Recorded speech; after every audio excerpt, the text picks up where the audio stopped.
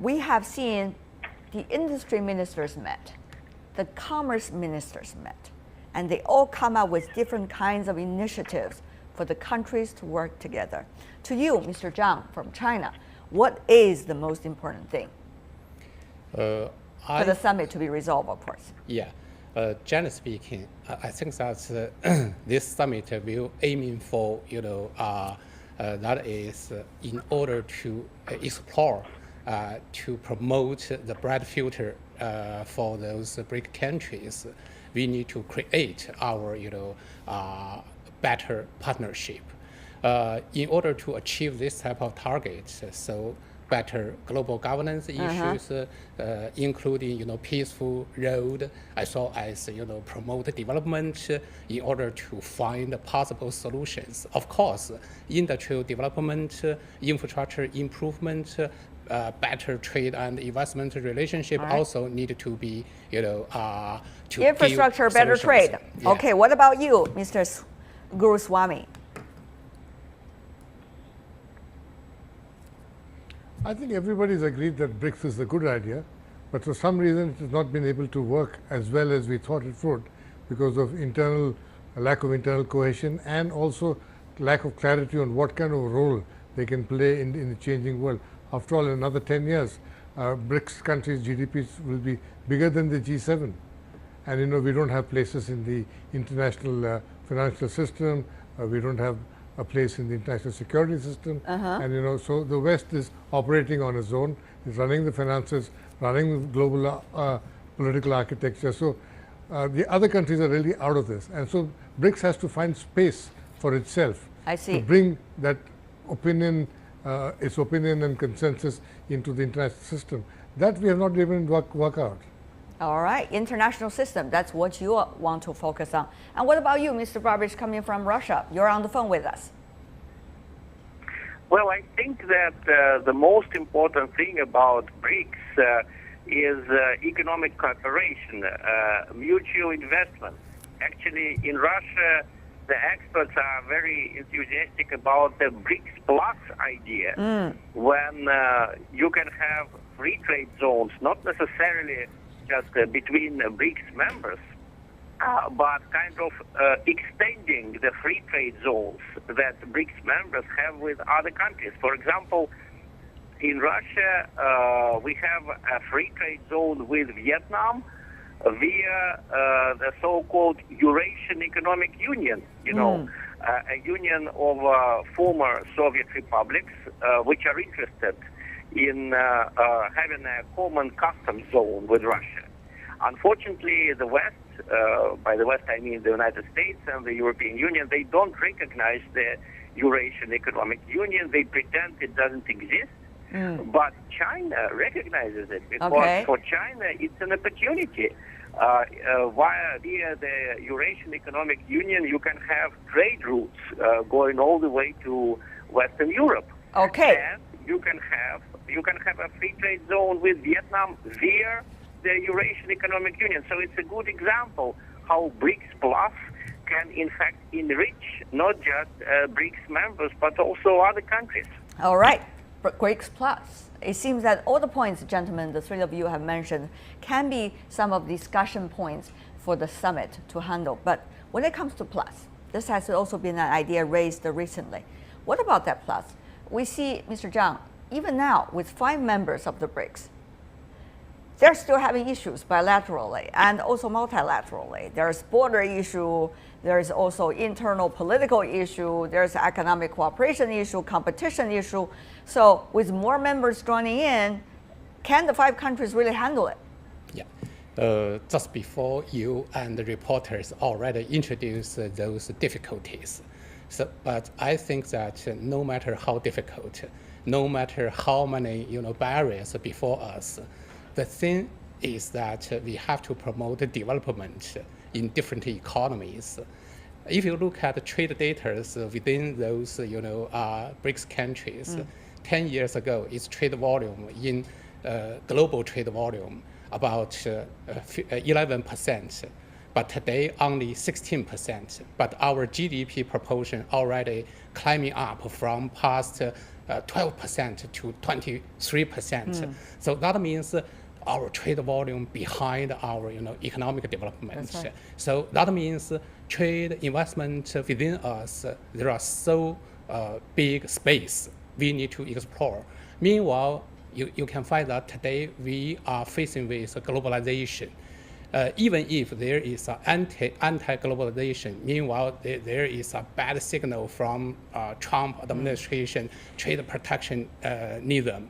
But it's very critical for BRICS countries today working together to promote, regional cooperation and globalization. You say a must, but will they? That's two different issues, right? I'd like to add one sentence that is, except those 5 BRICS countries, actually other big, developing economies in Asia, in Africa, in Latin America, also need to join this cooperation. And maybe they can, work with the BRICS platform in order to explore possible solutions. Right. Mr. Guruswamy, do you believe that despite all of the challenges that I have mentioned earlier, that the countries can really work together? It seems that there have been too many issues to handle. There have been issues primarily are between China and India. And we are seeing right now a military standoff in a remote corner of India. I think we've got to resolve these but issues. China is believing that is the part of China. So, but we are not here to debate about that. I'll let you to continue. Well, we believe, we're not about that. Okay, yeah. So we have to sort these out. There is the issue of nuclear proliferation in the region. China is seen by India as a proliferator, exporting nuclear technology. These are issues which we have to sit down and sort out. And China and India both have got able, tested, and strong leaderships. We can sit and work this out. But the geopolitics of the world right now makes a conflict between India or a divergence between India a requirement for their politics. So this is a game we've got to be careful about and tread carefully. I think China, Russia and India particularly, we have a smaller grouping called Brics within the BRICS, which needs to coordinate its activities even more closely in terms of of trade, expanding our markets. For instance, there is no transport link between India and China. We are 2 neighboring markets, the second and third biggest markets in the world, but we don't have a link. So we need to work these things out. Let's talk about these links. And think. Let's talk about these links. Let's talk about these links, gentlemen. Rather than talk so abstract, let's talk about some specifics. There are some agreements reached by the commerce ministers, for example, about the digitalization at the ports. For example, about different kinds of complementarities when it comes to trade. Exactly, Mr. Zhang, which area do you think? And give us some examples of how of these abstract policy lines likely to help trade among the BRICS countries. Mr. Zhang. Yeah, if you look at trade facilitation index in different BRICS countries, actually compared with those developed countries and newly industrialized countries, actually we are quite behind. So tell me about how these policies are likely to help. Give me some examples, not just abstract policy lines. Go ahead, Mr. Zhang. For example, e-commerce and digital ports. In China has a very rapid development. Even if for Russian friends, 2 years ago, they had bought a lot of products on platform of platform, and then their e-platform system collapsed for a short term. So that shows actually those residents in different BRICS countries, they have demand for Chinese, so for those products made in China. Meanwhile, in China now, we also have very huge market demand for those products made in BRICS countries. So that's a potential. So this time, BRICS summit actually provided, suggestions. That is, we have to promote our, digital ports and e-commerce development, and then that will benefit for those BRICS countries. Talking about the e-commerce, Mr. Guruswamy from India, we see that Chinese entrepreneurs, for example, and now so well known Jack Ma from Alibaba earlier already promoted to try to establish a platform for small and medium-sized enterprises from all over the world, particularly in Asia Pacific region, to trade.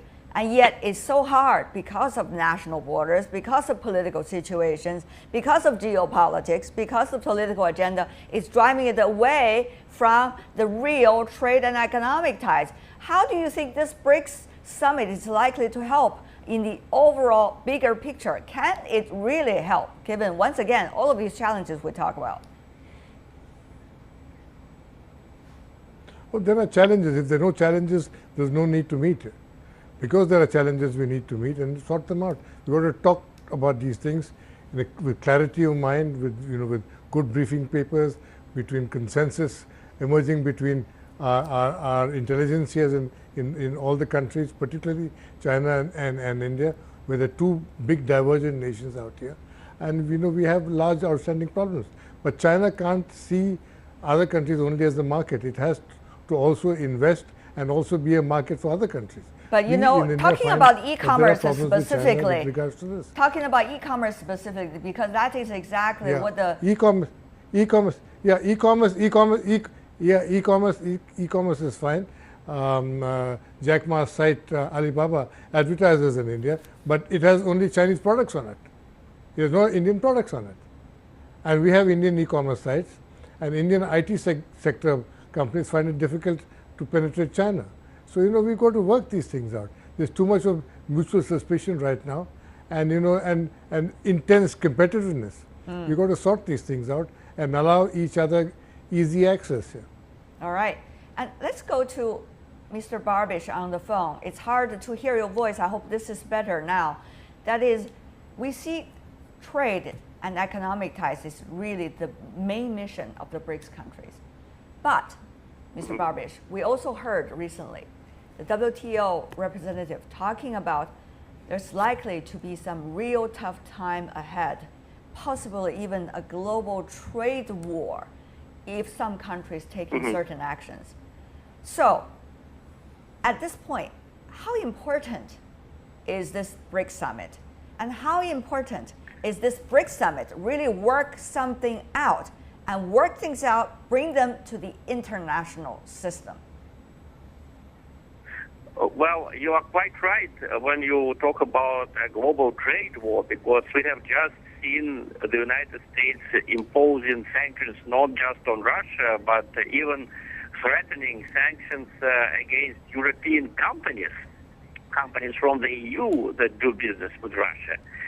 So I think what we see now is a competition between various methods, various models of globalization. There is no longer one globalization, as it was the case, I think, in the early 90s. I think it is very interesting. Right before the summit, Gallup International came up with a very interesting poll in 40 countries, with which countries do people in, say, Afghanistan or Italy or Russia, with which other countries do they want to trade? And the results were very interesting. About 40% of the people in various countries, of course, want to trade primarily with the United States and with the European Union. There is nothing new about it. Okay. But 35% wanted to trade with China, Russia, and India. About 10% with Russia, about 15% with China. In Afghanistan, the biggest portion of the people, when asked with which other foreign country do they want to trade, they mentioned India. Okay. And the interesting thing is that India itself wants to trade with the United States. Well, motivation is one Britain. thing. Motivation is one thing, Mr. Barbish. You know what I'm talking about. But to do it and how to do it is the most important thing. That is exactly my question, which is when you have the WTO head in the world talking about there's likely to be global trade wars if things are really getting worse and out of control.